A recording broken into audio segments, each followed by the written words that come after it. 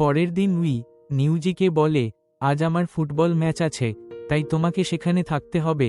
খেলা চলাকালীন উইয়ের টিমের একজনের পায়ে লেগে যায়, আর তখন তার জায়গায় নিউজি নামে। সেখানে নিউজিকে ভালো খেলতে দেখে ইচ্ছে করে একজন ফাউল করে নিউজিকে ফেলে দেয়, কিন্তু জেতার জন্য আরেকটি গোল দরকার, কিন্তু রেফারি ফাউল দেয় না।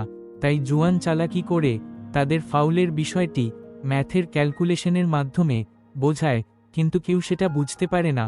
আর রেফারি লাল কার্ড দেখিয়ে ছেলেটিকে বসিয়ে দেয়। তখন নিউজি আবার খেলতে নামে আর শেষমেশ উইয়ের টিমকে জিতিয়ে দেয়।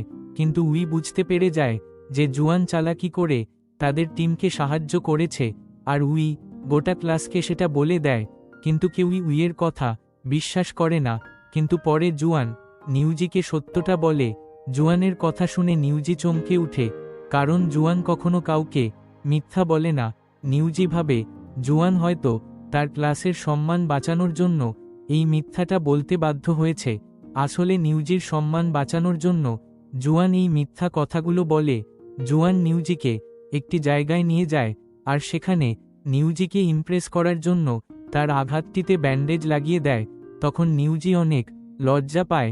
পরের দিন স্কুলে নিউজি জানতে পারে যে টিচার নাকি সবার বাড়ি বাড়ি গিয়ে খবর নিতে যাবে যে তাদের ছেলে মেয়েদের কোন কোন কলেজে তাদেরকে ভর্তি করানো দরকার। পরের দিন ম্যাডাম নিউজির বাড়ি যায় আর তার বাবাকে বলেন নিউজিকে এমন একটি কলেজে ভর্তি করান যাতে সে সেখান তার ট্যালেন্টের জোরে নিজের ক্যারিয়ার চুজ করতে পারে।